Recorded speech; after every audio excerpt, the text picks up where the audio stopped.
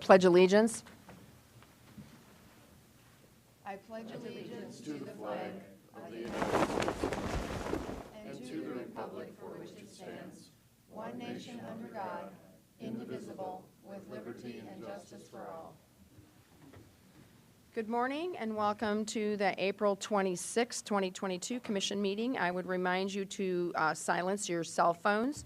If you need a listening device, Carol can help you with that. She's up here in the blue jacket. The meeting documents are on the end of the counter next to Commissioner Karski. If you are planning to speak today, we would ask you to sign in on the sheet by the door with your name and address. And I think we're ready to move on then. Routine business, is there a motion to approve the agenda? So move, Benninger. Second. I have a motion and a second. All those in favor say aye. Aye. Those opposed, same sign. Motion passes unanimously. Next item is, item number 2 is a consent agenda. Is there a motion? Moved. Second. Motion and a second on consent agenda. Roll call vote. Barth. Aye. Bender. Aye. Karski. Aye. Benega. Aye. Heiberger. Aye. Motion passes unanimously. Item number, next we're on opportunity for public comment. If there's anyone here that would like to speak on something that's not on today's agenda, now would be your chance.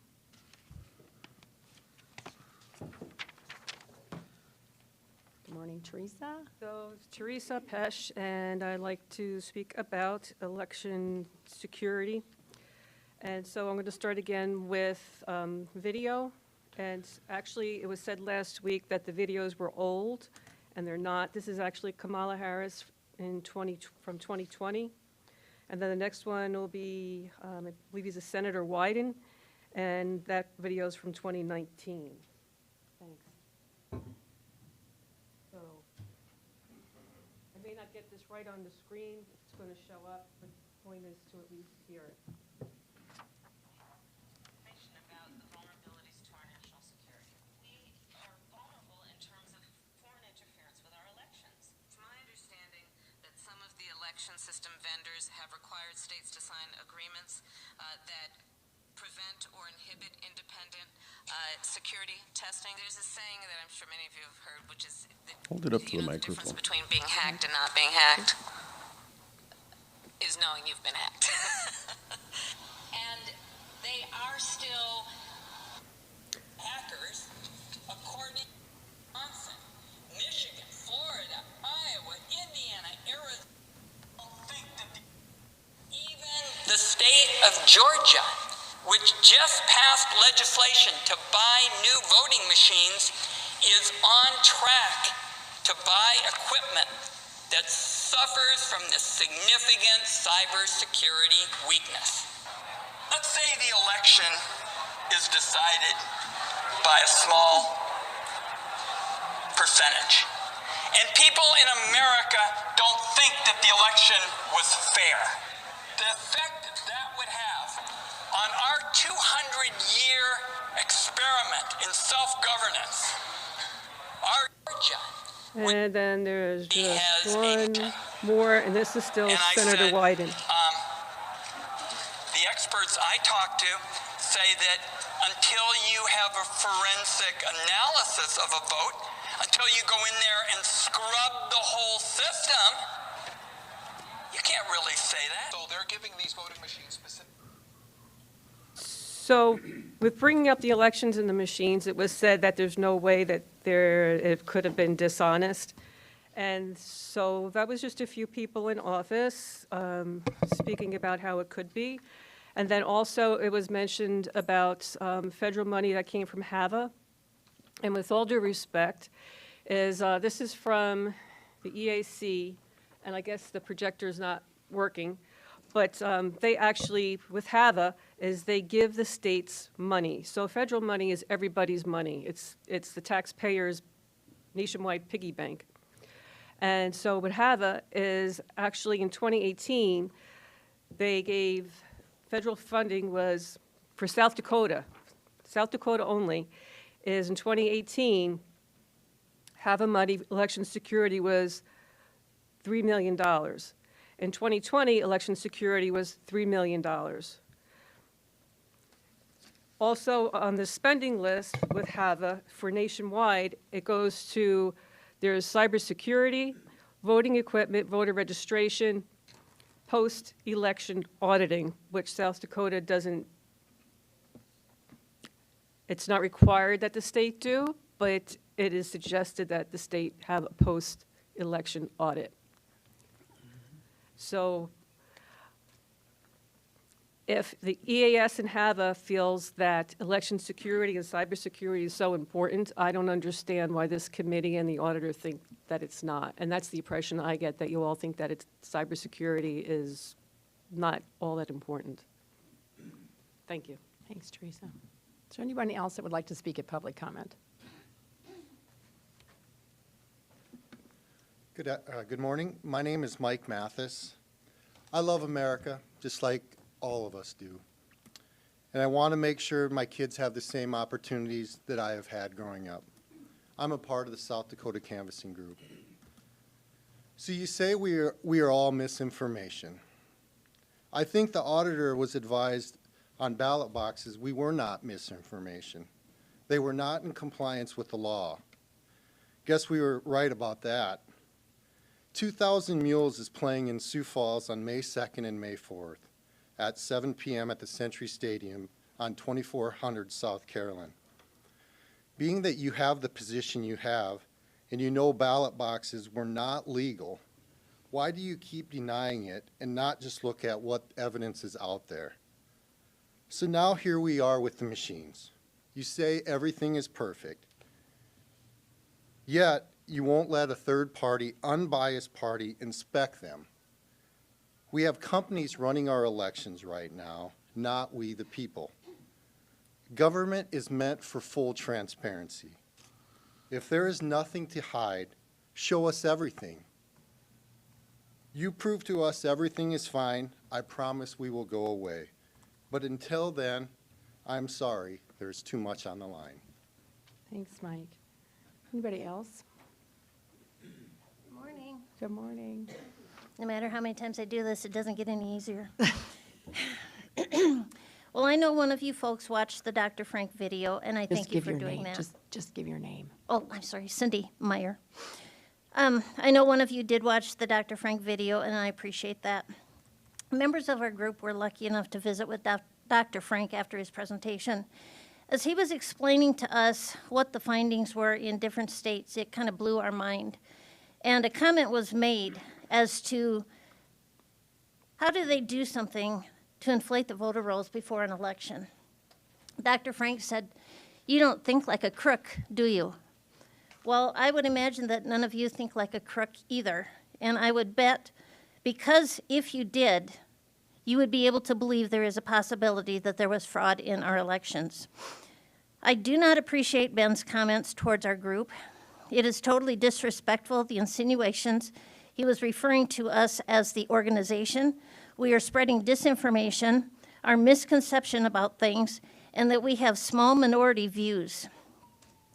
If these comments were not made directly towards us, if these comments were not made directly towards our group and our efforts, then I stand corrected. Excuse me. But the comment that takes the cake is to say that humans can't focus long enough to count ballots. Even though his comments in his presentation all seem to be geared toward discrediting our group, he was the one possibly that wasn't informed. There is a community of people in this area that don't think the election was fair. Why is it that we need to prove that to you? You are the elected officials, and it should be your job to prove it to us it was a fair election. If you think the election was so fair, then why don't we open up one of those tabulating machines and look under the hood for ourselves? That's where ES&S, the company, hides the chip that can automatically jump onto the internet. And if that chip isn't inside the machine, which it probably is, then how do you know about the thumb drive you put into the machine? The crooks can affect the thumb drive or that specialty designed computer that only gets turned on when you insert cards into it. A question I would be curious about is just where does that special thumb drive come from, And who did you buy that specialty computer from? Are they all from the same third-party company? Are they the same third-party vendor that is on site the night of an election? Why is a third-party vendor overseeing our elections? Yesterday, I had a patriot reach out to me in regards to that, and he said, just because there is no cord to the internet doesn't mean it is not connected. This guy has a 16 gig thumb drive he inserts into his game camera that connects wirelessly to his phone. From his phone, he can look at and manipulate photos from his game camera, then send them out onto the internet from his wireless phone to friends all over the world. You can also get SD cards with Wi-Fi adapters inside of them. It doesn't take a cord to be able to connect to the internet. It was suggested that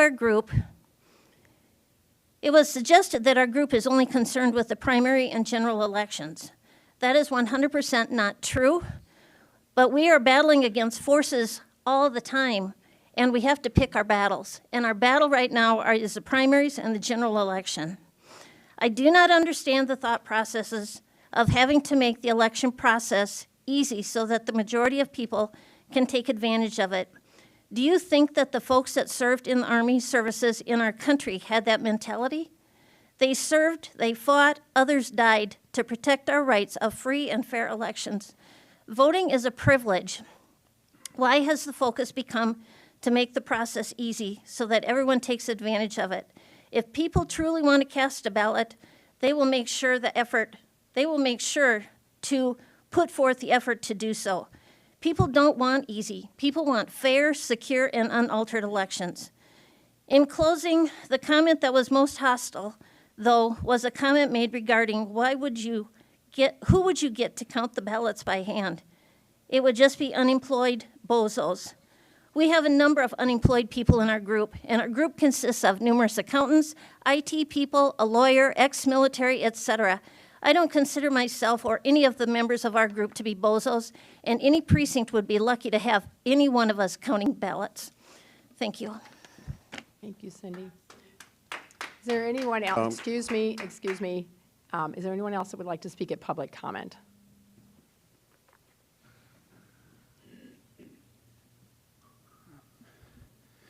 Michael Stangland from 1009 North Savannah.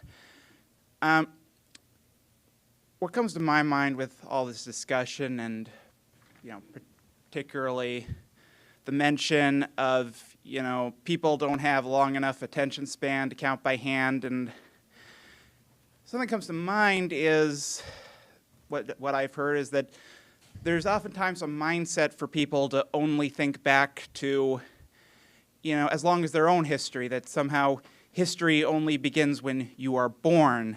And, well, consider how recent is it that, the ability of these machines to exist and, this technology, and how long is even just American history prior to the existence of those machines. And,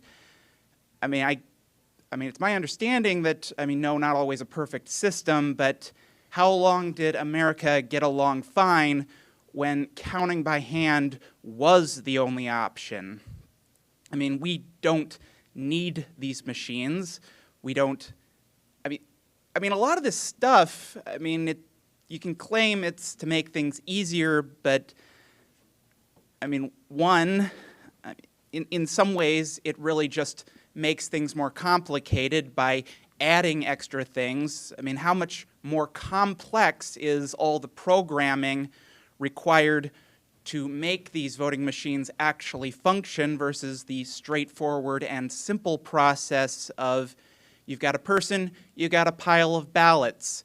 The person looks at the ballot, it sees who has been marked on it versus all the programming required to make the machine function properly. And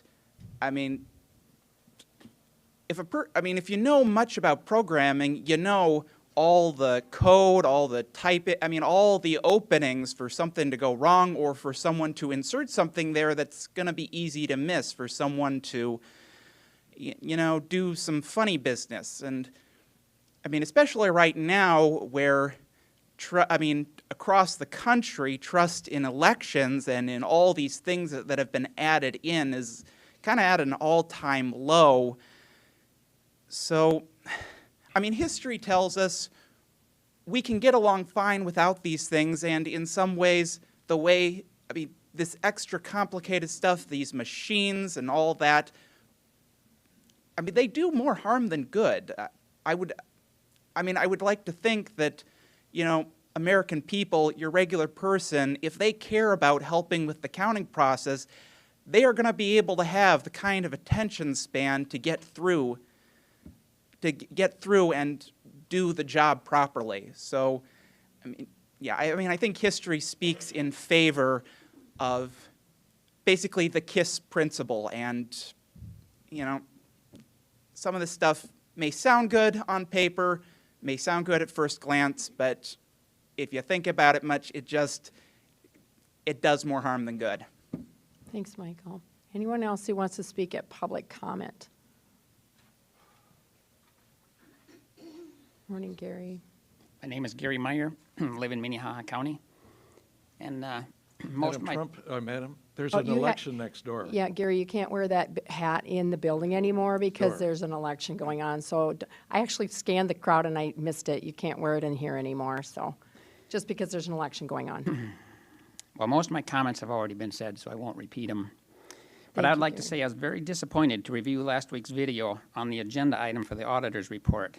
Our group, or as Ben refers to us several times as an organization of disinformation spreaders, has been trying to get election integrity on the agenda for months now to have a dialogue with you. But we are repeatedly denied. So to see your auditor get up here and present his audit report only to use the majority of that time talking about election integrity was quite frustrating for us. It was disguised on the agenda as the auditor's report, so none of our group was here to defend the disinformation we are accused of spreading.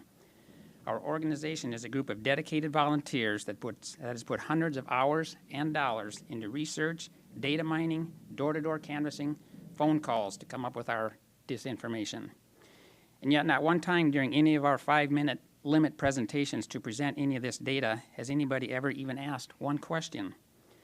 But the county auditor gets up here to use his auditor presentation agenda item to talk about election integrity with an unlimited time frame, which then turns into a question and answer period, of which I believe most every one of you participated in. Our group was referred to many times during his presentation as spewing disinformation and spreading doubt about our election system. A couple comments that were made were especially concerning. Ben commented that the specially designed computer that he uses to collect data, that is used to collect the data, tallied data was not connected to the internet. It only had a power cord connected to it, that it was impossible to connect to the internet. I think most of us in here have a cell phone that doesn't have a power cord, and we can all connect to the internet. Another comment was made about the test data and that there were many test scenarios that were run through the machines ahead of time. I visited with somebody that was here for that test run and was told that the test data was supplied by the very same company that sold you the machines, and that the ballots were run through one time, and that the results were compared to the results that that very same company supplied. I asked that person if they were allowed to see the test data, and the answer was no. Really? The same company that supplies the machines, supplies the test data, and supplies the answers it will produce. I used to work in IT. That's not how we tested our products. It just boggles my mind that none of you seem open to the idea of the possibility of huge corruption, mafia money is desperately working to control the outcome of our elections. How many of you locked your cars before coming into this meeting? How many of you turned on your security system in your house before you left this morning? Has your car or house ever been broken into? If not, why do you go so much to such measures to protect it, as it has never been proven that anybody has ever even tried to open your car door or your house or window door? You did it because you know there are evil people out there. That's the very reason we are trying so desperately to open your eyes of the possibility of evil people trying to hack into our control our election systems. You don't think the drug cartel had any influence on passing the marijuana bill? I'm not saying they hacked our election system, but if there are any vulnerabilities, I would have no doubt they would have exploited them. Most everybody in our little disinformation group is volunteering to work at the polls on election night, and I'm quite sure most of this group would also volunteer to help count the ballots on election night. Everybody I have met in our quest to validate our election system are real patriots, and I commend every one of them for their dedication and commitment. I am very proud to stand by this group of deplorable, disinformation-spreading group of patriot bozos. Thanks, Gary. Is there any other public comment? Can I use this thing? Hi, I'm Jessica Palama. Hi, Jessica. From T, South Dakota. And I just wanted to talk to you today about election integrity. Okay, so I'd like to thank Mr. Kite for coming up here last week when we weren't here to clear up some of the questions we have regarding the Minnehaha County elections. First, I'd like to address the disinformation presented by Mr. Kite regarding the ballot boxes. Wednesday, April 6th, Mr. Kite was on record at a local Republican meeting stating he had no problem with the ballot drop boxes. Friday, April 8th, Ms. Heiberger was on the record stating that she was not clear what her problem was with the drop boxes. Later that morning, this legal notice was posted on the county website. Sorry, sideways. Stating that the county would no longer be using the ballot drop boxes and would be discontinued right after the city election. Mr. Kite and Lincoln County Auditor Sherry Lund were on TV stating that the pandemic is over, so they will not be using the ballot drop boxes anymore. When the truth of the matter is, these county auditors and all of you commissioners were breaking the law by allowing these ballot drop boxes. SDCL 12-19-7 clearly states the ballot shall be delivered by mail, in person, or delivered to the person in charge of the election. This is the state law. However, our elected officials are comfortable breaking the law whenever it fits their agenda. Thankfully, the state's attorneys decided to pull the drop boxes because they knew they could not defend a lawsuit. 2, the voters on the rolls. Here's an article from 2019 from SD Newswatch that addresses this very issue with the voter rolls, that supposedly they are removed after 8 years and not participating in 2 general elections. We have affidavits from lots of people who have been, have people registered to vote at their address who haven't voted for 10 years or more. We have, I can't even tell you how many voters on the rolls that haven't voted for way past 8 years and they are still on the voter rolls. This is a known issue in South Dakota, and clearly our officials don't want to clean it up. 3, when we talk about people who don't live here, we aren't talking about snowbirds or RVers. We're talking about people registered to vote in South Dakota who have never lived here. Per the article, read it, it's a good one. People are buying residency in South Dakota, perjuring themselves when they fill a voter registration form, and will never live in South Dakota. Every state in the country is on our voter rolls, and more foreign countries than I can count. We have affidavits stating this. We haven't brought them all to you yet because we're carefully compiling our evidence, but it will be in your hands. Tabulators. Mr. Kite said last week the tabulators are tested before and on Election Day. However, during the city election, there was an incorrect setting reported that day.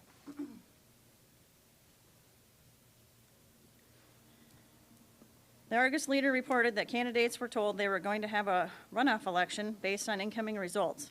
However, a person with a brain who can think, working on a spreadsheet, knew the results did not look right because he logically deducted that these results were incorrect and realized something was wrong. The auditor's office then fixed the incorrect setting on the tabulator, but that was late on election night. If there wasn't a human who could think with their brain that something was wrong, there would have been a runoff election. Why weren't these tests catching this before the election? What exactly are these tests doing? They are prepackaged ballots from the vendor, and clearly this does not work. I've worked in income tax for 25 years. Every single year, our software is incorrectly programmed. People in the office who know how this should be calculated catch the software incorrections with their logical deductions and contact the vendor to fix the problem. People can think and reason. Machines do not. Mr. Kite said he thinks we are the small minority and we want to cast doubt on the election.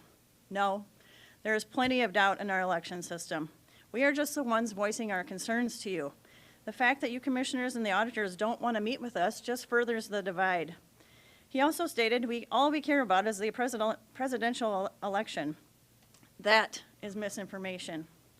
No one from our group has ever said that. We care about our country, our state, our freedom, and all of our elections. We are involved in school board elections, city elections. Mr. Kite stated there is a strong movement out there regarding election integrity. He's right. Jessica, your time is up. A few of Thank us you. people that show up here to Jessica, your talk to time you is up. represent hundreds of people. Jessica, your time is up. Thank We're you. not going away. Thank you.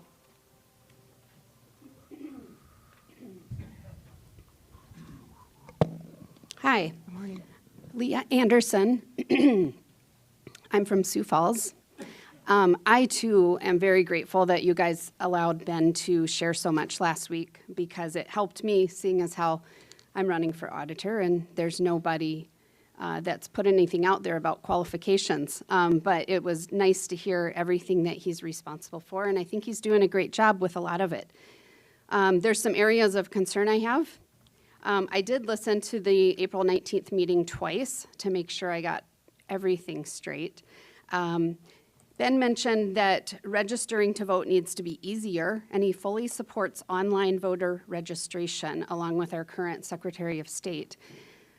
That would be a disaster because it just opens up one more window for somebody that would like to cause harm to get into our voter registration records and add people or vote for people. There's a lot of ways that that can be manipulated. It's interesting that the two candidates that are running for Register of Deeds at the same meeting that Jessica referred to, we had a Q&A, and those two candidates also made comment about how dangerous it would be to put property records online. So if we can't put our property records online, why in the world would we put our voter registration records online? Another area of concern that I had was Ben stated that humans can't focus to count ballots. We've heard this mentioned already. And that by using automation, you remove fraud. I don't know how you could make that statement and really believe it because automation does not necessarily remove the fraud. Most machines are programmed by a human. So if they have the intent of fraud, they can make it happen in a machine just as they could by hand counting. The hand counting, the other issue on that is that humans that they can't focus, and like Jessica said, it was a human that ended up discovering the discrepancies in the city election recently. I'm also an accountant. I've spent many years in auditing, and my idea with tabulators would be, one, they do make tabulators that can be used that do not have a modem in them. So that would be an option. Another option would be to have a hand count. For sure, do hand counts that are sporadic, like maybe you take a few precincts that are not aware that they're going to be hand counted. You hand count those ballots and you verify with the tabulator to make sure that those votes are counted correctly. That is not being done. The statements about the interest groups only being concerned about the large elections is also not true because we are very concerned about the city election that recently happened and whether or not that election was properly counted. I also just want to reference to Commissioner Barth's comment on bringing in the bozos off the street that have no job to count ballots. I don't think the current auditor or the current election coordinator, or if I am the future auditor, would ever just bring bozos off the street to count ballots. I think we would find very qualified individuals. Most of the people that volunteer and work at the polling places are very qualified individuals that care about our elections, and they would be more than happy to count ballots. Thank you so much. Thanks, Leah. Anyone else for public comment?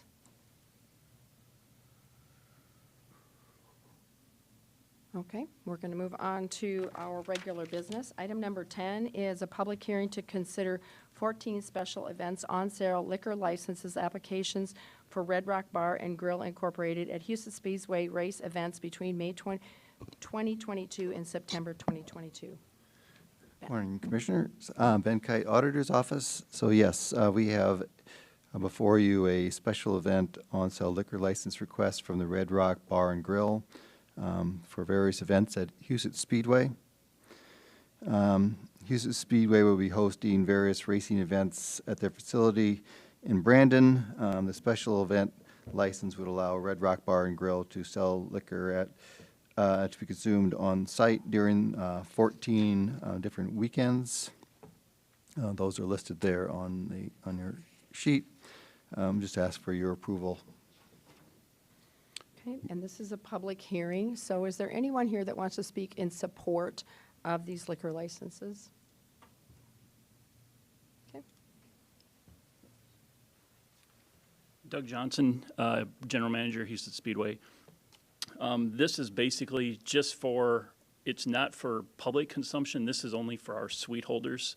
So that's the reason for the application, is just for our suite holders only. This won't be available to the general public that is coming out to Houston Speedway. So that's the reason for the application, is for our suite holders. Thank you. Thanks, Doug, for the clarification. Is there anyone else who wants to speak in support of this application? Is there anyone who speaks in opposition to this application? Okay, I would look for a motion from the commission. Move approval. Second. I have a motion and a second. Roll call vote. Hersky. Aye. Benega. Aye. Barth. Aye. Bender. Aye. Heiberger. Aye, motion passes unanimously. Item number 11 is an informational briefing for the fiscal year 23 budget. Carrie, Human Services. That's you, Carrie. Good morning. I didn't anticipate the audience, but good morning, Commission. Carrie Benz, Human Services Department. I actually am here this morning just to give you a brief update and to apprise you of kind of what you will see in the budget for 2023 for our department. The information that you had before you is just really doing a good job of focusing on the primary areas that we feel that we need to invest in for 2023. We've started in 2022 and we hope to continue that into 2023. So I'm just going to go through each of those very quickly. Our community engagement, COVID really challenged us because we all were pretty much removed, and we tried to do our best to stay connected with people. That offered us a lot of challenge, but it also offered us an opportunity to really look at how we can better engage and be accessible to our community. So in 2022, so far, we've really spent our time working with South Dakota Cares and engaging with the state. Since mid-December, we've processed over 900 applications, and nearly $2 million have been administered to the community to assure that people have remained housed and have continued on using their utilities. We've also returned to face-to-face meetings. We've done a better job of engaging with our community and our partners. We've spent a great deal of time training social work interns. There's new positions now called community health workers in a variety of our providers in the community. It's basically social workers, just without the degree, but they're people who can assist people in getting connected to the community. So they've spent a great deal of time with us because they know that we really are a resource hub for our community. And so they've spent a great deal of time in our office, and we've had a great time getting to know them as well. And we've also spent some time training staff from other counties. We actually have a guest with us today from Watertown. She is going to be one of those community health workers. So she's spending time with us, learning our process, and really engaging with our alliance team. She's going to be primarily focused on working with getting people that are coming out of the penal system engaged in services and support. So we've had a great time of really getting re-engaged with our community. And probably our biggest success was getting our application online. So there's actually an online application you can fill out and get submitted, which is fantastic. And honestly, about 70 to 80% of the applications that we receive now come through our online app. So that's been incredibly successful. So really for 2023, you won't see a lot of financial adjustment in this, but it's really increasing our outreach engagements, spending time doing education and working on our accessibility. We want to be accessible to those that we work for, which is our community members. And we also want to explore and engage, getting involved with some social media opportunities. We've been working with the SAO and IT and really exploring how we can better engage with our community so that they're informed and educated on the services that we provide and what the community has to offer as a whole. Secondly, our staffing. I'm certain throughout all of the presentations you've heard that staffing retention is a challenge. And we really feel that development is imperative. We need to invest in our staff. And so in 2022, we really have that intensity of needs becoming more and more blatant. The needs of our community and those that we work with, the complexities of their issues, have really become increasingly challenging and difficult to manage.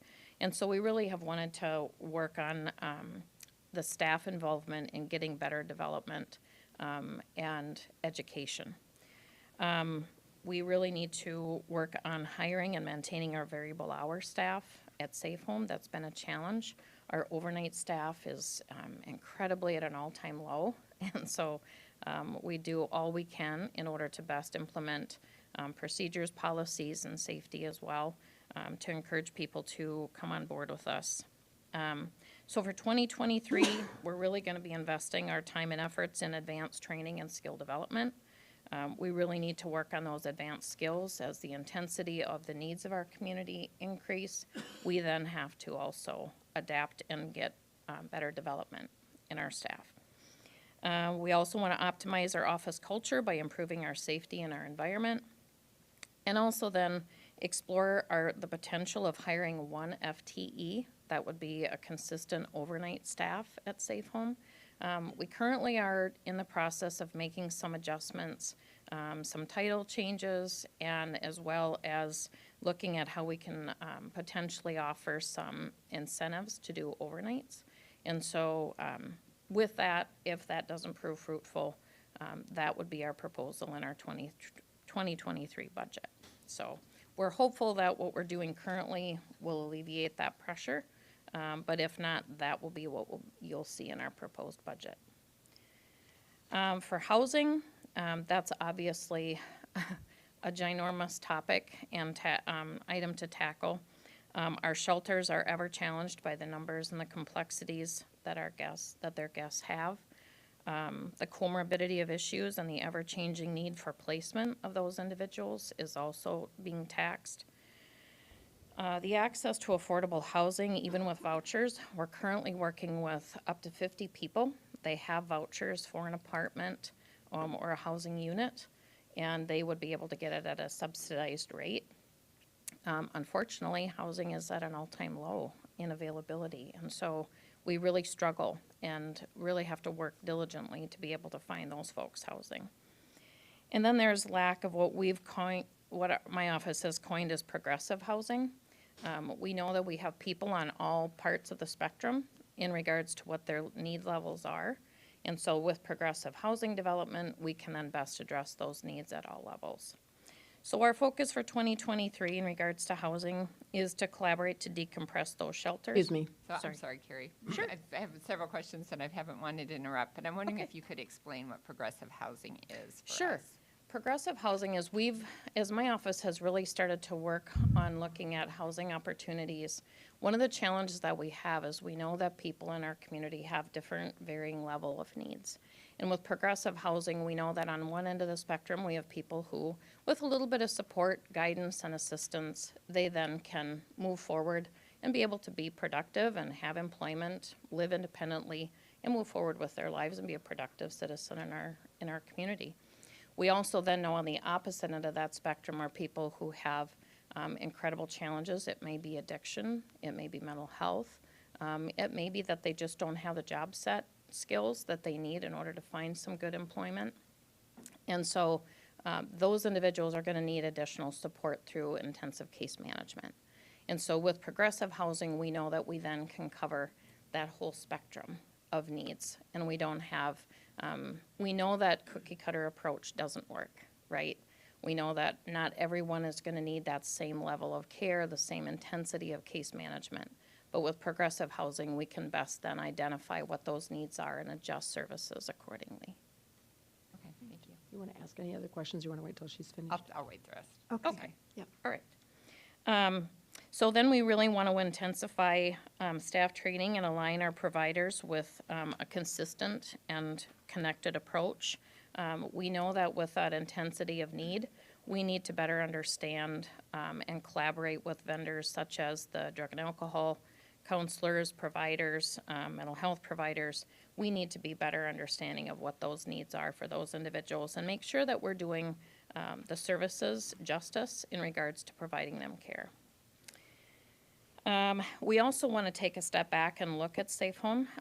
For those that weren't able to make it, we had a fantastic celebration this past Friday to celebrate 10 years of operation for Safe Home. Commissioner Barth was one of our guest speakers. We really had an enjoyable afternoon, kind of recapping those 10 years. And so we really had an enjoyable time. But it also makes us realize that we really do need to take a step back and reassess that program and define what do we need to do with that program? What is that next step? We've done 10 years incredibly well. We may, in our assessment, determine that we're going to stay steadfast in our approach and we're not going to change a thing.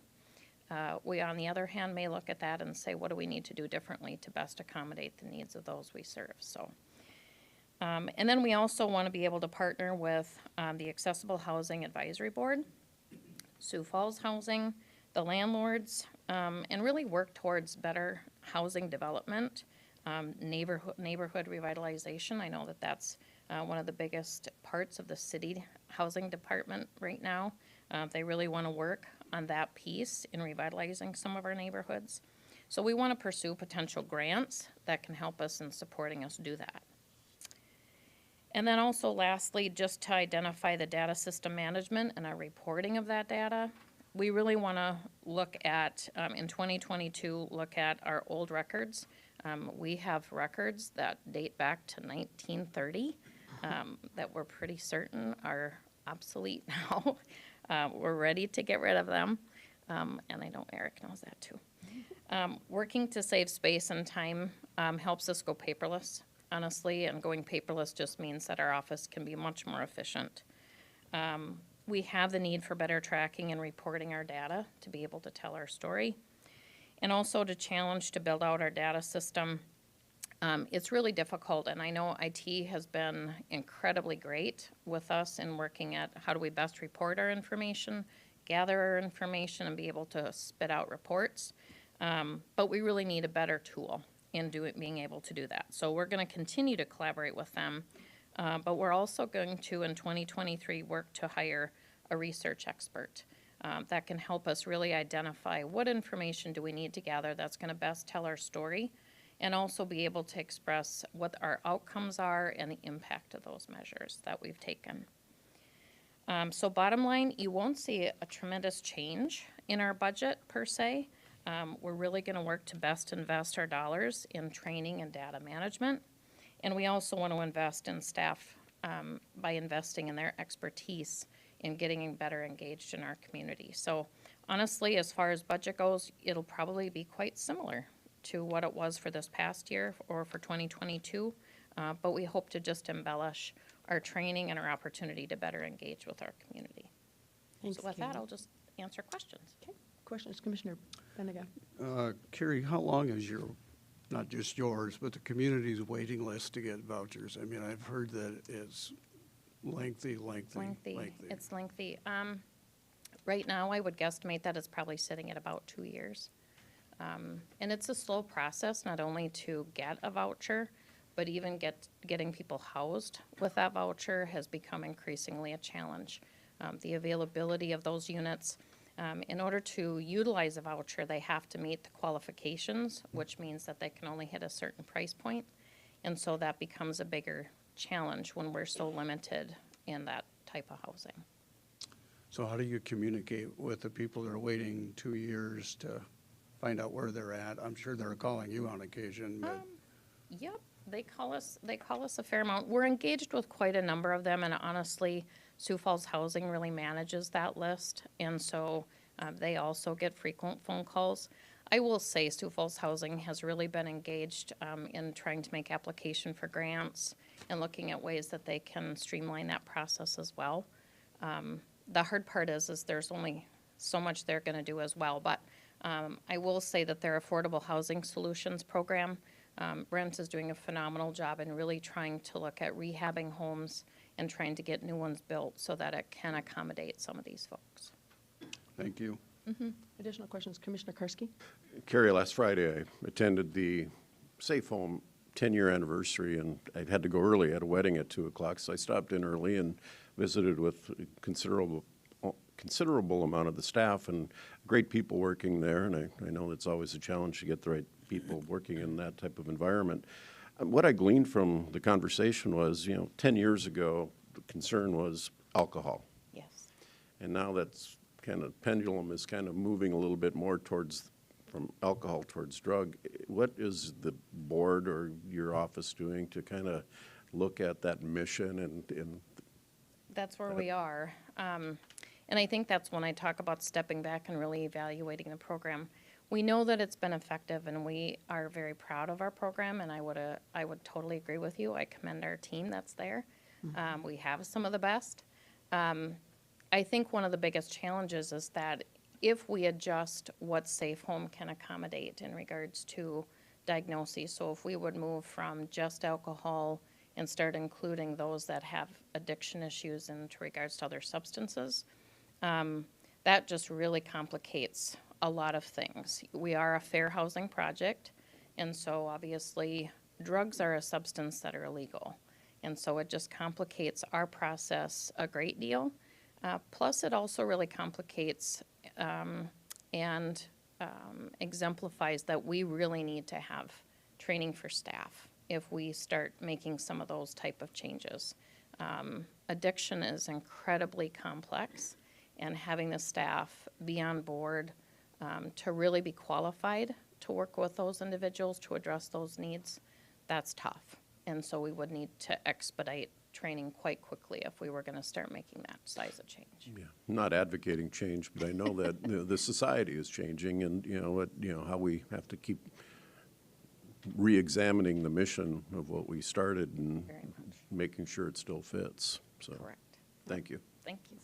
Commissioner Benega, or excuse me, Bender. The other- Too many bees in the room. You'll get there. So I was a little bit curious about, earlier in your presentation, you talked about community health workers. And so are those folks that are employed generally by nonprofits that are out working with people, or who employs a community health worker? Sure.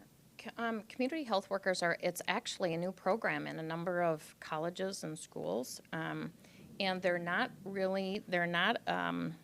they graduate with a certificate. And so they're not a social worker, so it's not a 4-year degree.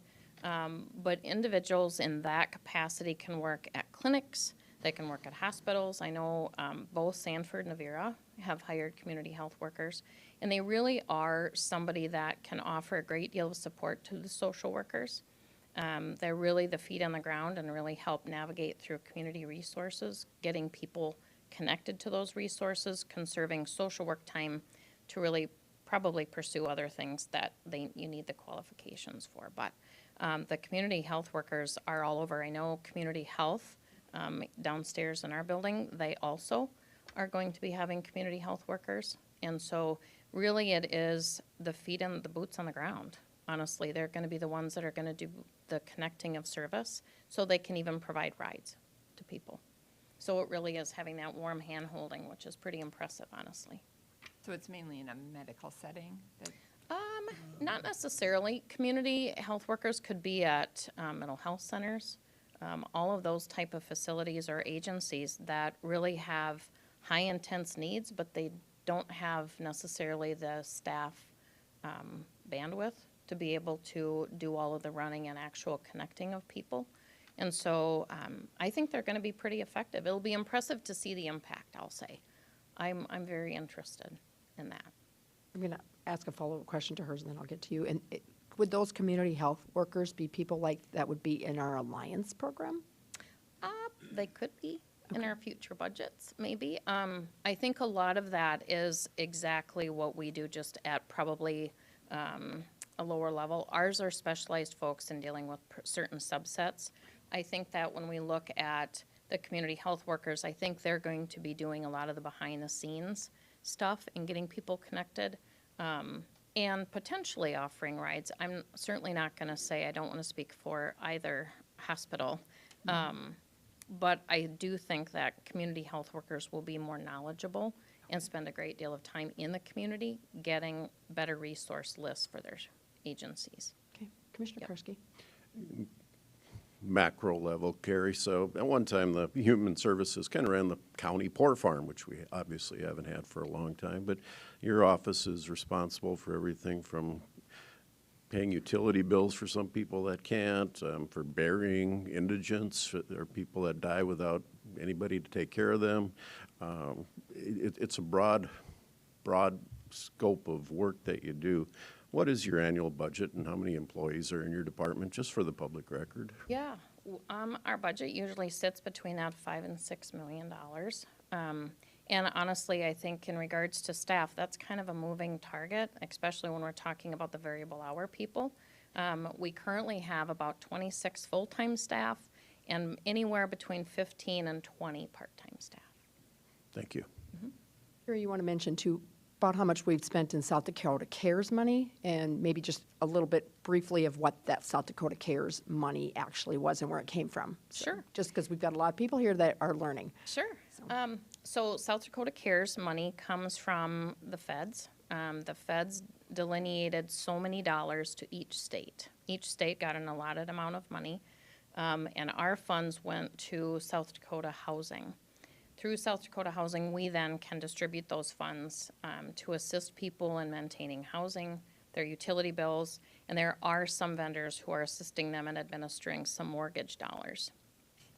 So our office engaged in this process primarily because, one, we wanted to make sure that we were doing right by South Dakota and certainly for our county of Minnehaha. And so we really wanted to engage to make sure that our folks were getting the right type of assistance when they needed it. And the waiting lists initially were months. So people could make application and it was taking 3 to 4 months to get their requests addressed.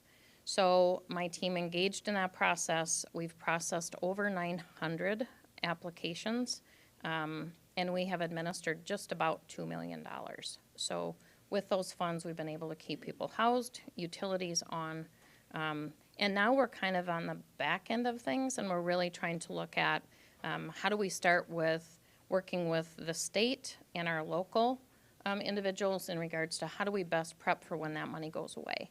And so that we don't become dependent on those dollars, but instead we work on education and getting people back into that workforce if they've lost their employment because of COVID and other extreme situations. So it's been a privilege to be a part of it, but we're ready to kind of get back to the I don't know what I want to say, new norm, I guess. I don't know what word to use. We don't really have normal in our office because we roll with the punches, quite frankly. So. I think with South Dakota CARES, it's been a program that has really assisted people in not having to worry about if they have a home or not. And South Dakota CARES came in effect because of what, COVID? Yes. So, yeah, so that's why it'll probably be going away. Yes. So, It will any be. other questions for Carrie? Commissioner Barth? Thank you, Madam Chair. I just wanted to comment, being at that 10-year anniversary event, that you were also there, Cindy, and our friend Dick Kelly was there. Chris Torkelson from Lloyd Properties was there. And of course, we probably could not have done it without their help constructing that building. And I did hear the claim that the sheetrock is still too tough to try to punch a hole in, you'll break your hand, which costs a little bit extra but has paid off. Anyway, I remember being there 10 years ago when we broke ground. It was darn cold day. Any other comments for Carrie, questions? All right, thanks, Carrie, for your report. Move on to item number 12, which is a briefing on the first quarter of the 2022 American Rescue Plan expenditures. Susan Beamer. Good morning, Susan. Good morning. Susan Beeman with the Auditor's Office. Just wanted to brief you on our first quarter 2022 expenditures under the American Rescue Plan funding that we had received last year. Our report is due at the end of the week, and so we wanted just to take this time to run through these expenses. So the project and expenditure report, we are required to list projects. So you'll see that I've identified 6 projects that we're reporting this quarter. Some of them we are not drawing or reporting that actual expenditure, but we're reporting the project with 0 expenditures thus far. So for example, the first item is the replacing lost revenue. As we've discussed in prior meetings, the counties have the option to elect a standard allowance of up to $10 million of their award. So the county has elected that $10 million standard allowance for lost revenue. We have not drawn down any of those funds yet, so we will be reporting 0 for that. The second project is the COVID sick leave bank that the Commission approved temporarily back in January of 2022 and recently extended. We are reporting expenditures of roughly $99,000 for that. Item number 3 is our staffing in our jail related to COVID isolation. Any inmate that is test positive, has symptomatic or exposure, they move into a certain area in the jail. So that staffing and benefits related to taking care of those inmates are an enumerated expense allowed under ARPA. Number 4 is the expenses related to upgrading our commission chamber audiovisual equipment. Again, that is an enumerated use under ARPA, as it will help us to provide a better remote video capability process for our viewers that watch online. The 5th item is our premium pay that the Commission approved back in January of 2022. You'll see that the expenditures for the first quarter is 0. That those expenditures were paid out in April of 2022, which were roughly 1.1 million, which will be reported on our second quarter report. And then lastly, the 6th item is our retention bonus that you approved in January as well. Those aren't starting until after first quarter. So again, we reported that as a 0 for current period expenditures, but reported as an approved project. Okay. Thanks, Susan. Any questions? Questions for Susan on the report? Commissioner Karski? Oh. If I could, I just want to be reminded of when we have to have that expended. It's 2024 or 26? I can't remember which. It's a little bit complicated in the sense that we have to have it obligated by the end of 2024 and expended by the end of 2026. Okay. So I will give you 2 examples of what that means. So for example, if you had a contract that you signed in 2024, you have, because you had your contract for, let's say, 1 million signed by the end of 24, you could spend that up through the end of 26. The other question or scenario is, let's say you have an operating expense. So example, like our jail staffing for the COVID unit. What we have been advised by one of the accounting firms that we have been working with is that in that case, since it's an operational expense, your 2025 budget would be approved and obligated in 24, and thus your 25 expenses would be allowed. Okay. There's some question on if 26 would be allowed in that example. So we're, at this point, just going through the 25 for that is kind of what we're thinking. But, you know, with all of the communication from the U.S. Treasury, that could change over time. So we're just keeping an eye on that at this time. Okay. Thanks, Susan. Commissioner Karski, I think you had a comment. Yes, thank you for the report, Susan. I appreciate it. The only thing I would ask that you add, not just have expenditures this period, but also maybe to date. Mm-hmm. That way, because it looks like, for example, lost revenue, we haven't spent anything, but I believe that we have, correct? We actually, this is our first report, so this is the total that we have reported for first quarter of $369,250 is the only dollars we reported thus far. Okay, we did not report any expenditures in 2021, and so going forward, yes, we can add the year-to-date or the life-to-date. Yeah, thank you. That would help. Yep. Commissioner Bender. I would like to thank you for this report, and I think that there's something that I've really learned through this process and through some other grants that we've been fortunate enough to receive at the county, is that there is a huge revenue source, but it is a tremendous amount of oversight and record keeping and hours and hours and hours that somebody spends on it. And I really appreciate the knowledge you brought into the position and that the work that you've done to make sure that we are dotting all our I's and crossing all of our T's appropriately. So thank you. You're welcome. And you're correct. Our total allotment of roughly $37.5 million has to follow uniform guidance, the federal grant rules. And so some of those rules are potentially stricter than what normal county or state policy requires. So that's just where that balancing act of making sure that we dot our I's, cross our T's. Additional comments, Commissioner? Just to verify, and we've been in contact with the local auditor to encourage and help us go through and, I guess, understand what those definitions sometimes are, because they are a little fuzzy on a regular basis. Correct. We partnered with CCOG, who then had a contract with Eide Bailey. And so all of the 6 items that we've reported this quarter are enumerated under the final rule. So those are fairly spelled out within as an allowable expenditure. But like the question regarding the operational expenditures for 25 and 26, that was a question we did pass through CCOG to Eide Bailey, because the guidance within the final rule was not very clear or 100% clear. But what I've learned thus far in the last year is the U.S. Treasury routinely puts out webinars and updates. So as we continue going through the next couple of years, I would expect more guidance to be released. I remember right, the first definition and guidelines were like 400 pages. Yeah, so our final rule is roughly 450 pages. Yeah. Just some light reading. Yeah, I have a binder. Yeah. Okay. Thanks, Susan, for your time. Thank you. Item number 13 is authorize the chairman to sign the change order number 2 with Henry Carlson. This will be 2 motions, and the second one will be for an amendment to ISG agreements for Minnehaha County Highway Department facilities. Good morning. Good morning, Commissioners. Carol Miller, Commission Office. Before you today is something, considering all the building projects we've been doing, you don't get change orders. We truly have made things go really, really, really well in the projects that we've gone through and have done.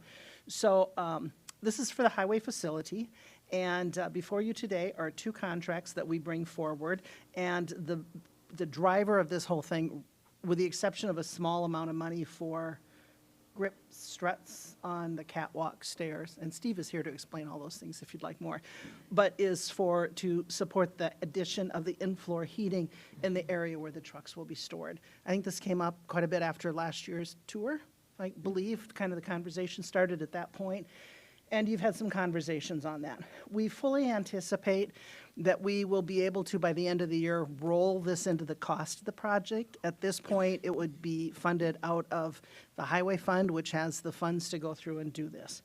A little bit unusual, just different for us. When we look at the costs of this, $10,000 of this is for the ISG. The remaining $300,000 is for that in-floor heating that they're doing. So a nice addition.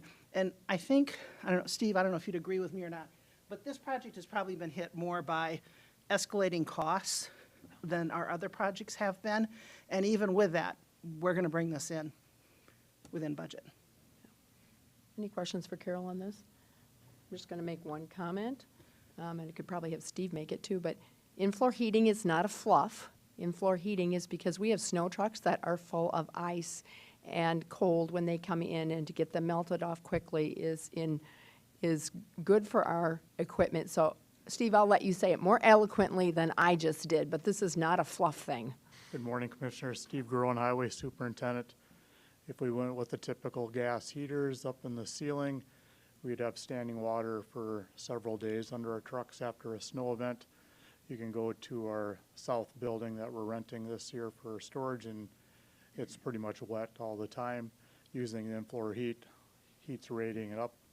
By the time we come in the next morning, the floor will be dry. Also speaking from experience, it helps with the heating costs of the facility. Yes, it does. So, Commissioner Karski. I didn't take a deep dive into the look at this, but I imagine we had some radiant heating before, and that's not going to be there anymore, or are we leaving that in? There's going to be a little bit of radiant heating at the doorways for the blast when the doors are open. But we haven't gotten the number yet on the cost savings we're anticipating. I think it was right around $50,000 deduct on the radiant heating. To remove that, okay, thank you. Okay, I would need, Madam Chair. Commissioner Kubar. Steve, what does a new snowplow truck and plow cost? We ordered 2 chassis last week. They're about $150,000 just for the chassis. Typically, in the past, the build for the box, the wings, the underbody plow, and the front plow would be in that $120,000 to $140,000 range per truck. We attempted to buy the builds for our 2 new chassis last month, and there's surcharges now in the tune of $20,000 to $30,000 a truck, which we were unable to legally procure. May 1st, we get new pricing, and we are not looking forward to the numbers for with the increase in stainless steel and metal. So $250,000 and up is what they cost. It'll be close to 300 when it's all said and done. And how many? We have 18. Okay. I would look for a motion to authorize the chairman to sign the change order number 2 with Henry Carlson. So moved. Second. A motion and a second. We need a roll call vote, please. Karski. Aye. Barth. Benega. Aye. Bender. Aye. Heiberger. Aye. Motion passes unanimously. And the second motion is to amend the ISG agreement for Minnehaha County Highway Department facility. Is there a motion? So moved. Second. A motion and a second. All in favor say aye. Aye. Aye. Those opposed, same sign. Motion passes unanimously. Thanks, Steve. Item number 14 is a proposed Summit Carbon Solutions Pipeline. Tyler. Good morning, Tyler Klatt, Commission Office. So today we wanted to provide an update and a summary of kind of where we're at so far with the proposed Summit Carbon Solutions Pipeline. The Minnehaha County Commission addressed the proposed Summit Carbon Solutions Pipeline at 3 different meetings, March 15th, March 22nd, and April 5th. Each of these public meetings included time for citizens to address the Commission and share their concerns. Based on this valuable citizen input, the Commission voted to send a letter to the Public Utilities Commission, clearly stating the real concerns related to the proposed pipeline. The deadline to file for party status for this docket number was April 8th. On April 14th, then the PUC met to consider if they should grant party status to those that had applied. At that April 14th Public Utilities Commission meeting, Chairman Nelson had moved that those who the PUC determined needed to provide additional information to be considered for party status were not going to be granted party status on April 14th, and that they had the next 2 weeks to provide additional information to the PUC on why they believe they have a legal right to party status in this docket, and that's from the meeting recording. On March 17th, the PUC staff filed a memo which outlined the legal standing required to become a formal party to a PUC proceeding. Filing for party status is a legal instrument and does not indicate either support or opposition to a PUC proceeding. Providing written comments to the PUC is the only way at this point in the proceeding to make clear the concerns of Minnehaha County. And as of April 21st, only Brown and McPherson counties have joined Minnehaha County in providing a letter on the official public record indicating their proposed concerns related to this pipeline. I do want to reiterate, I'll just go back over the letter that the Commission sent. On February 15th, 2022, Minnehaha County Auditor Bennett Kite received correspondence from Brett Kennecke fulfilling the statutory requirement to notify the receipt of an application pursuant to SCCL 4941B15 and 4941B17. The proposed carbon dioxide transmission pipeline, PUC docket HP 22001, enters the southwest portion of Minnehaha County and runs approximately northwest, covering 26.64 miles across the western portion of Minnehaha County. In service of the citizens of Minnehaha County, the Commission has provided opportunity for the public to comment on the proposed pipeline. These concerns are summarized below. The potential inappropriate use of eminent domain for private benefit, the proposed setbacks and potential health and safety of both humans and livestock, the lack of appropriate bonding or other exit strategies should the pipeline cease operation, the lack of appropriate emergency response training provided to local authorities to handle any potential crisis events, the concern that previous conditions imposed by the Public Utilities Commission are not enforced, and that some Carbon Solutions agree that the landowners be held harmless from all liabilities and claims for damages. The County Commission deferred action regarding the proposed pipeline until after the March 23rd, 2022 PUC public hearing. At that public hearing, Summit Carbon Solutions provided an overview of their process during this public hearing, and concerned citizens gave their input on the process. The Minnehaha County Commission firmly concurs with these concerns related to PUC docket HP 22001 in its current form. Further, the Minnehaha County Commission urges the Public Utilities Commission to seriously consider the comments of the citizens of South Dakota as a primary variable in determining the outcome of this PUC docket. And this again was filed with the Public Utilities Commission, I believe, on April 6th. Okay. With that, if there's any questions, I'd be happy to answer them. Any questions for Tyler thus far? Okay. So I know we have a lot of people here again about the pipeline. I want to remind you, this is not a public hearing, but I'm going to allow some testimony. I would prefer if you had a spokesperson, because I know Mr. Bonander has spoken a lot for you, but if you would try not to repeat anything that we've talked about in the past, and we just wanted to give you another opportunity. There's still been some concern about the direction that we've gone. So if there's someone that wants to speak on the pipeline, I would remind you again, just try not to repeat things that we've talked about in the past, and we just wanted to remind you of what we've done. So, Mr. Elvine, I know you wanted to speak briefly, so, okay, you come to the microphone and identify yourself. Good morning. My name is Francis Phillips. I'm the general manager of Wildwater West, and I'm here representing the ownership and the interests of our attraction out there. We sit on just under 100 acres of property out on the west side of Sioux Falls, and I remember back in 1988 when I first stood at this podium, probably this podium, granting permission to start this water park. I was less gray and I had more hair back in those days. Now, 33 years later, you can see now the development that we've been able to accomplish. And a year ago, I also applied to do a 22-acre campground, which I was appreciative of, and that's what we're putting together. Remember now, this campground is 24/7. We're no longer a daytime activity. We have 200 spaces out there for tourists and for back in and pull through, you know, just a full-scale water park that butts right up against our water park. So while we are on the fringes, the western fringes of Sioux Falls, this pipeline, heavy gas pipeline, remember now, Wall Lake, we are a valley from Wall Lake all the way through Wildwater West, all the way to the Skunk Creek. So we're in a low-lying valley. Heavy gases hug low-lying valleys. We are gravely concerned, and pun intended, we are gravely concerned of a breach. Our backyard, we're within less, from what I gather, we are less than 1.5 miles east of this proposed pipeline. Our backyard is your backyard.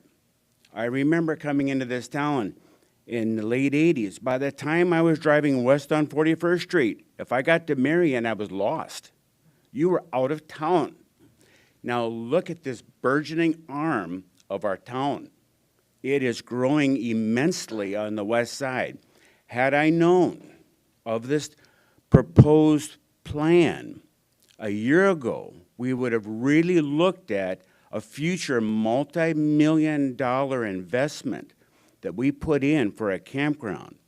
There is no way that we are going to be able to communicate with our staff. Number two, remember now, we have over 200,000 tourists and local residents that visit this park every year. Over 200 high school and college staff that we have every year. Okay, this is a big deal to us. We don't want this in our backyard in that such close proximity any more than you would want this in your backyard. Mr. Phillips? We're county people.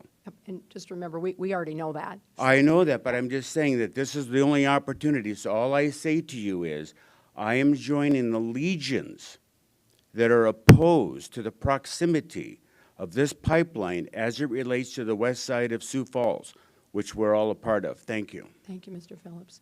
Is there anyone else that wants to talk about anything that has not been discussed before?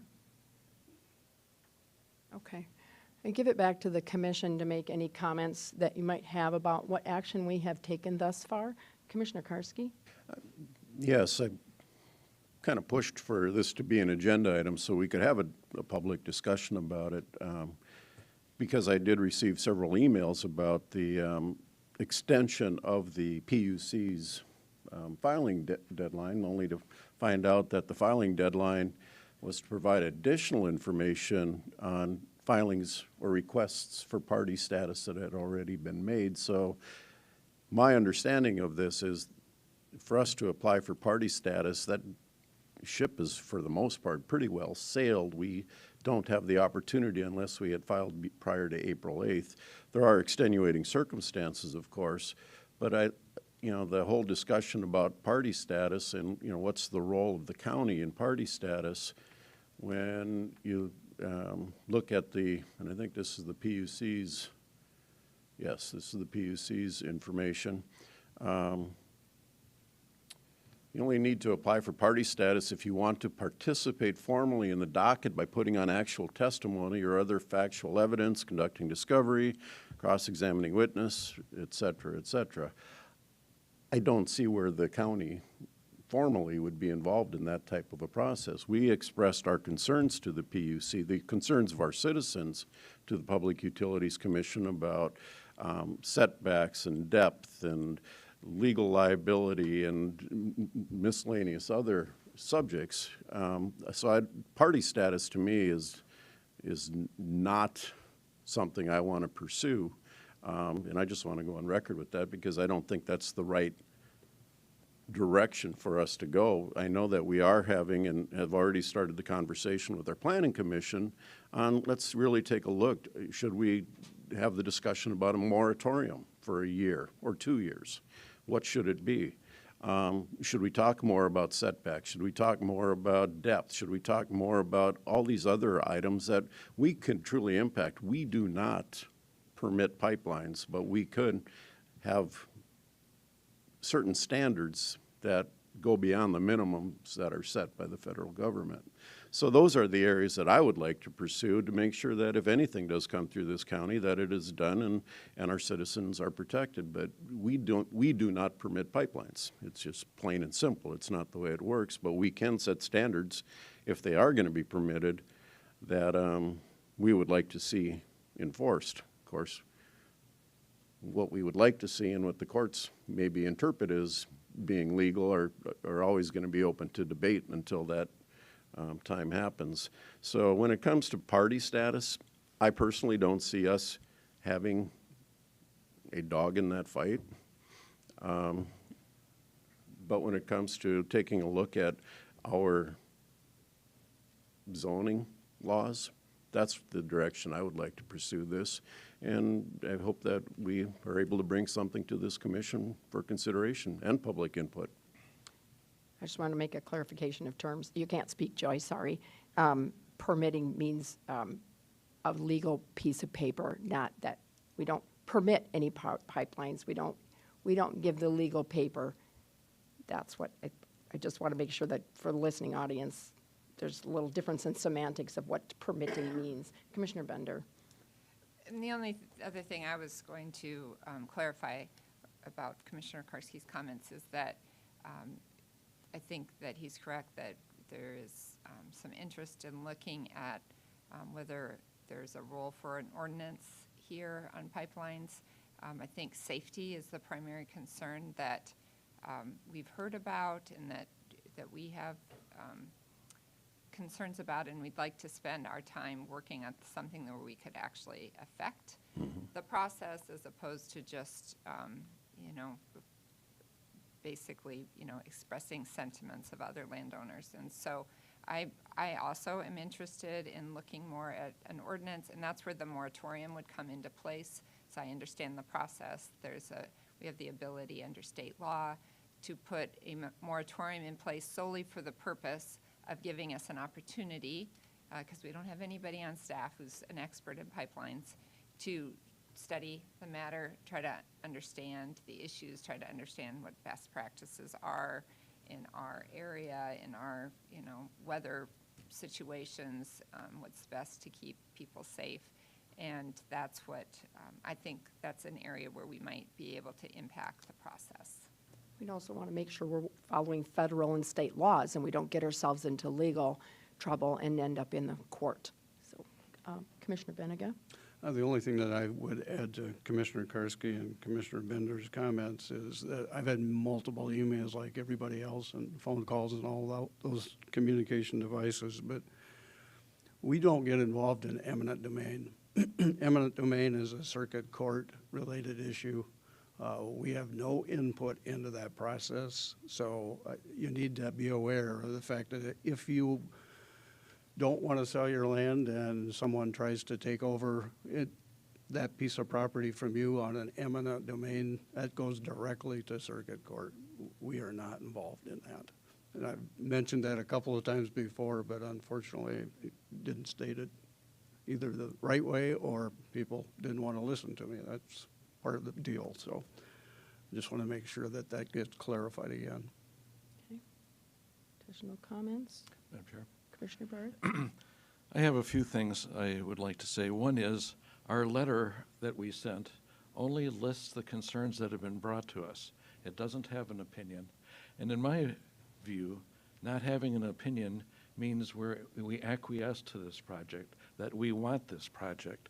Otherwise, we could say we didn't want this project, but we have not said that. And as far as the party status, I've been told over and over that we can't apply for it. Well, if we applied for it and didn't get it, that's the same as not applying for it. I mean, if you don't ask that girl to the prom, you'll never know if she might have said yes. I think that we're missing the boat on that issue. I do appreciate Dean's comments on the moratorium and the setbacks, but our letter is at best namby-pamby. We're just listing the things that the people have brought to us. We don't list the things that we think. I personally have sent a letter, which is on their website. And as far as eminent domain, this is not a public utility. This is a for-profit company who's greenwashing this project to take billions of dollars from the federal government and pretend to get rid of this carbon dioxide. There are other ways of doing it. They have machines that can take it out of the air. They have people that are using it for fracking in Texas right now. And as far as eminent domain, if they wanted to take my house so someone could build a shopping center there, would that be okay? It's been done in other places under eminent domain. And I just think we're missing the boat on this. And I wouldn't mind it if we sent a stronger letter if we're not going to apply for party status. But the letter we sent has no opinion.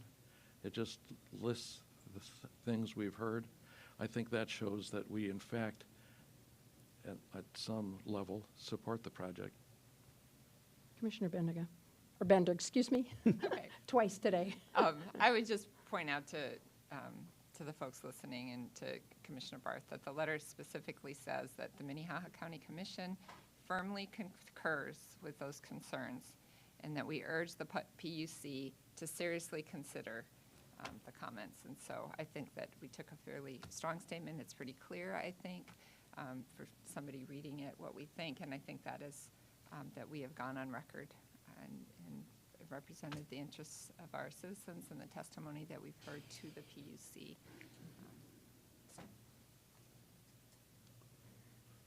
Anything else? Okay. Hopefully you understand where we're at. We are opposed to it, and we're doing the best we can. So with that, we're going to move on to item number 15, a briefing on the Sioux Metro Growth Alliance County Tour. Tyler.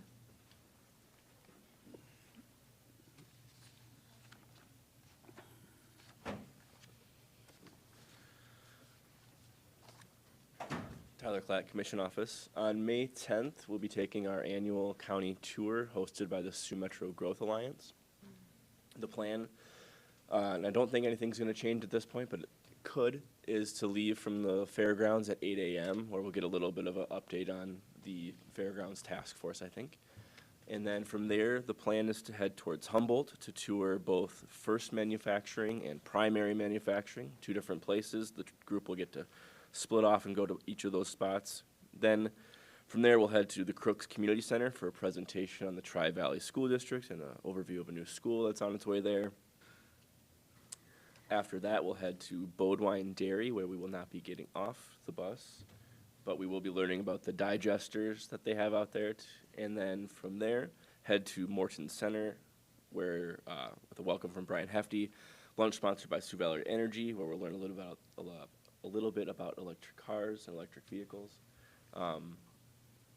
From there, we'll head to Nordstrom's, and then a presentation on Palisades Park and some of the work that's been going on out there.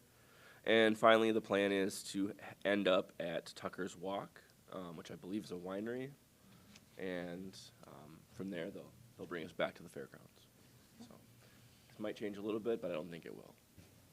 Hoping to conclude somewhere between 4 and 4:30. Yes. So if you've got plans after to run back to work, just so you kind of have an idea. Are there any questions for Tyler on the bus tour? We've been doing this for probably about 4 or 5 years, I think now, where we tour some of the rural county businesses and expansions, and it's just very valuable information for the commission to realize or to see some of the stuff that has gone on and some of the projects maybe that we have even permitted, so.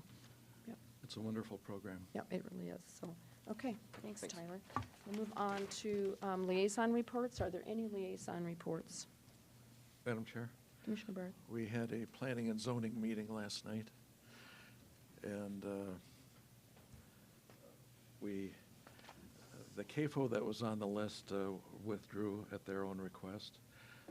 We had a bit of a discussion with people in a renter who did not want another commercial building built on 115. That's Cliff Avenue, the main drag up there. And it was the same sort of flood zone issues as before. And we also had a lengthy discussion of a consent agenda item rezoning some land off of Highway 34. But we got out of there at 9:30. That's my report. Okay. Any other liaison reports? Can I ask a quick question, Cindy? Sure. Is the Amazon building in Tri-Valley's area? It is. Okay, I would look for non-action commission discussion. Commissioner Heiberger, I'd ask Chris Swanson from the Treasurer's Office to come forward. We've had quotes about the furniture and equipment to be expanded, if you will, and to be replaced in the Treasurer's Office.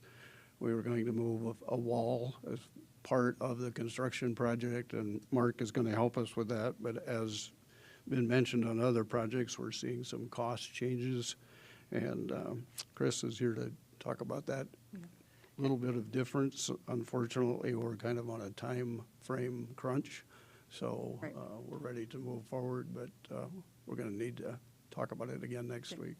Sure. It's Chris Swanson, County Treasurer. So our final numbers came in from Canfield at 89.5, and so that puts us $20,000 to $25,000 over budget.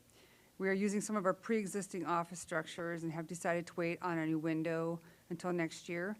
And then in speaking with Mark Krenz, he said there'd be money in the building fund to construct that wall needed for Cindy and Ellen's office space. So I'm just basically asking for approval to move forward with that proposal. We started out at I think it was 118. I have to check 118,000. We were able to make a few changes in there and got it down to 89.5.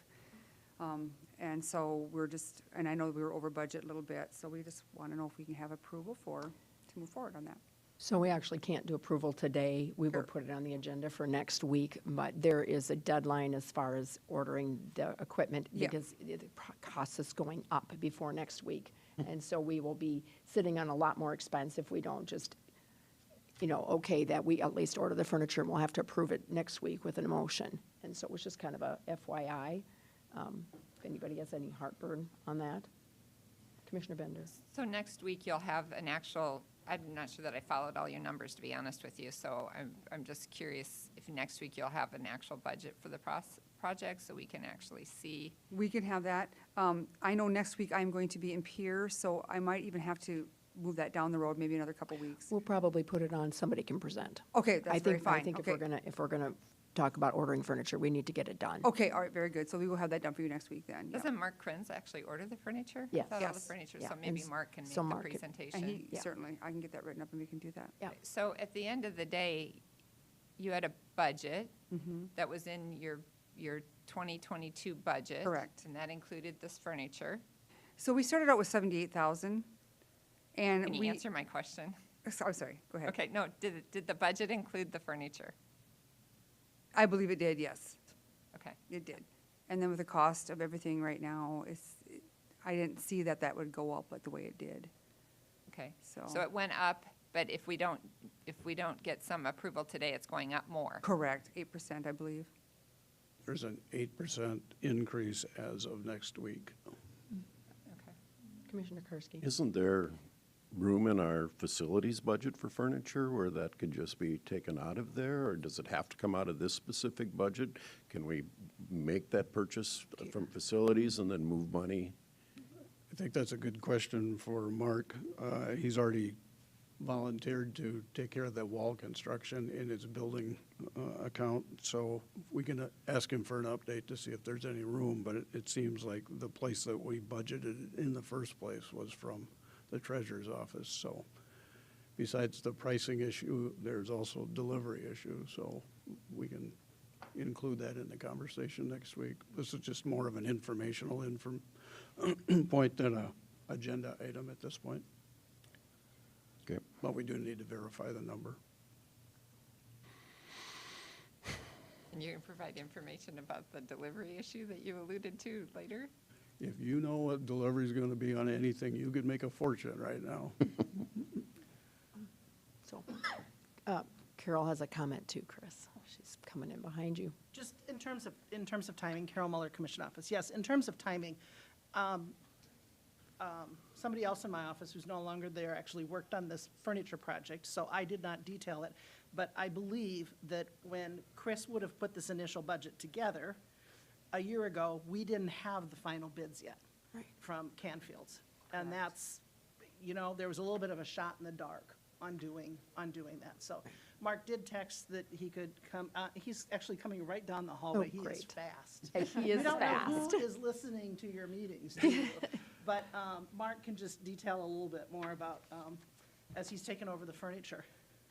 When I started this job almost 12 years ago, our department heads had to come to the meetings and sit here in order to hear what was going on. And because of changes in technology and everything, a lot of our department heads listen online now. And if something comes up, they come running, and it's really nice. But there's just less lost time as them having to sit here for 2 and 3 hours sometimes for a possibility like this. So, Mark, yes, can you answer some of our questions? I'm a little out of breath, but we're good.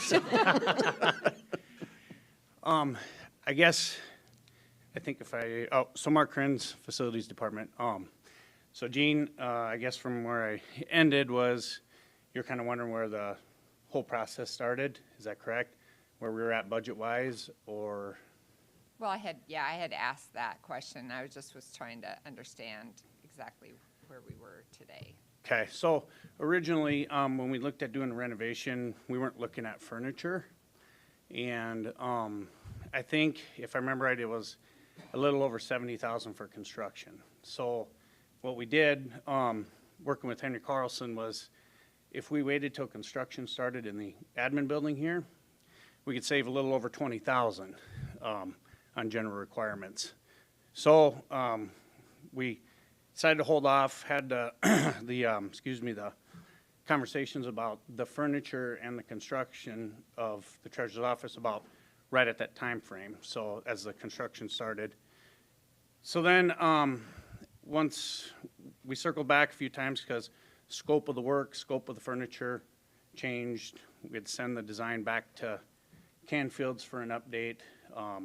And then about 2 weeks ago, I got the email that the furniture price was gonna increase by 8% come May 1st. So that's where we wanted to come in and see if we could get the approval before then. I did reach out to him to see if we could get an extension on that, waiting to hear back, but sounds like it's kind of unlikely, so. That's where we're at. We're gonna do a little bit of construction on the wall, maybe 20,000. I'm meeting with Henry Carlson Thursday this week to get actual pricing on that, but that's where my Commissioner estimate Karski. is. So when we do a project, we've budget for the construction that is put in your budget, or is it put in the department budget? And then the furniture also, we kind of made you the furniture king, police, whatever. Does the furniture get out of that department's budget, or is that all allocated to your budget? We've been doing it both ways. So Public Defender, they had some end-of-year savings. They purchased some furniture. Typically, it's been out of the building fund that we've been paying for the furniture and the construction, really, so. We've been kind of doing it both ways. And in this case? So in this case, she has 70,000 budgeted total, I believe, for the entire project. So there's some room in the building fund to cover the rest of the expense of the furniture and the construction. Okay, so the money is there, so that clarifies that. Madam Chair. Commissioner Barth? So Chris, how much more than 70,000 do you think it'll be? Maybe that's Mark's question. That's probably more for you, too. Yeah, so furniture proposal was right at 90,000, 89.5, and then I'm estimating 20,000 for the construction. There's not a lot, but. Thank you. Yep. Okay. I don't think have we ever talked about this furniture that you guys are buying? What is it? I mean, are we buying cubes? What are we buying? Yeah, it's all the same workstations that we're putting in per the county standard. Okay. Yep. Okay. Are you okay with, it's going to be on next week's agenda to? Keep smiling, Chris, we're on your side. Yeah, that's right. Just trying to figure it out procedurally. Okay. So if there's no other comments on that, I'm going to go to a different comment. Commissioner Barth? I was hoping to comment on the election issue. Okay. So I'm sorry that they all left and then blamed us because they left last week. You know, they left and we talked about it.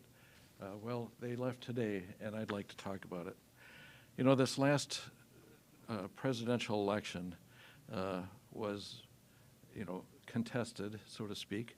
But the facts are that the previous president's Department of Justice, Homeland Security, Attorney General, his vice president, 80 different judges, some appointed by the previous president, agreed that it was fair. 3 times it went to the Supreme Court, and they didn't see a problem. Multiple accounts and forensic audits.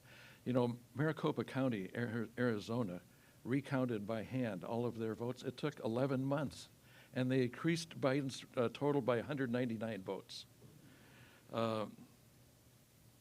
So, you know, one of the folks on there, Sidney Powell, lied about the voting machines, and her defense is that no reasonable person would believe it.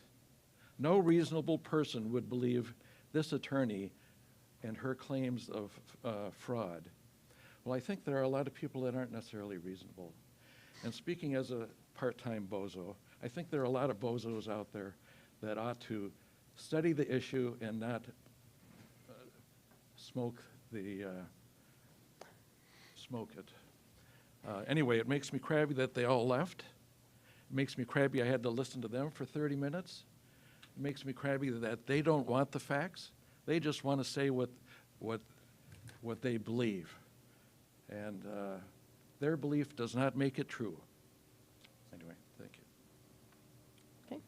I have 2 other things I want to bring up. One is, probably saw an email from Carol that said that we graduated 5, well, actually it wasn't from Carol, from graduated another 5 people from the High Performance Leadership Academy, which is put out by National Association of Counties. It's a 12-week online leadership, high-performance leadership training. We have I don't even know how many from Minnehaha County. A lot of people from Minnehaha County, department heads and others have gone through this training now. And so I just wanted to mention their name. They completed it this last, or at the end of April. So Susan Beeman, who was here earlier, Lori Montes, Tyler Klatt, Mark Krenz, and Steve Gronin. So you've actually seen everyone except for Lori this morning. And so I've done it, Commissioner Bender has done it. I'm not sure of my other commissioners, but it's hard. It's hard. It's 12 weeks of time, and it takes about 5 to 6 hours per week, wouldn't you say, of trying to keep up with the homework that you have. It's a very good program, and I think I personally learned a lot from it, and I think everyone that I've talked to that has taken it thinks it's an excellent opportunity to learn more leadership skills. So I just wanted to congratulate them and thank them for taking it, and thank Minnehaha County for supporting that program and paying for it. And then one thing I also wanted to mention that came up during our public opinions was just to reiterate to our community that this is now a polling place. We are in absentee balloting, and it is law that you cannot have signs or posters or anything within, I don't remember how many feet, of a polling place. And so if somebody wanted to put a sign for their candidate outside of Minnehaha County Administration Building, it would have to be X number of feet away.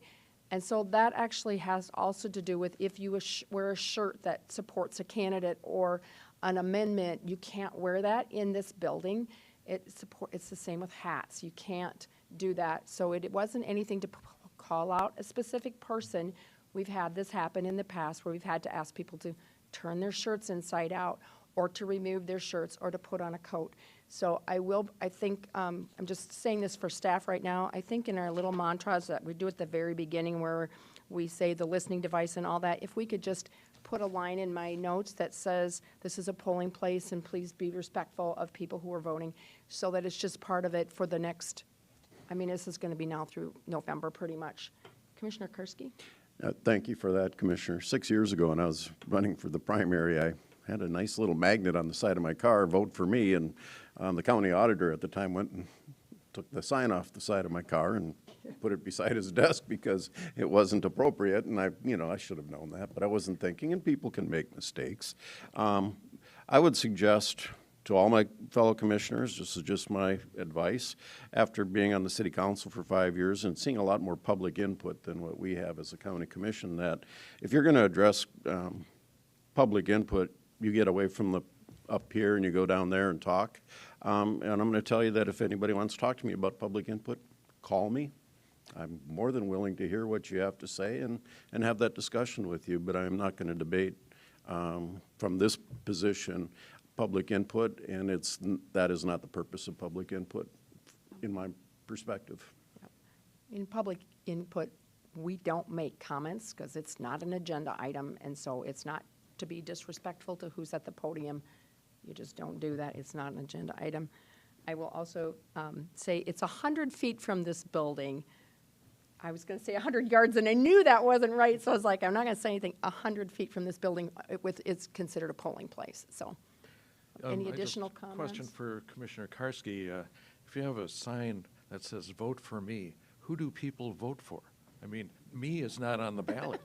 Well, good job. Good job. I kept it purposely vague, Commissioner.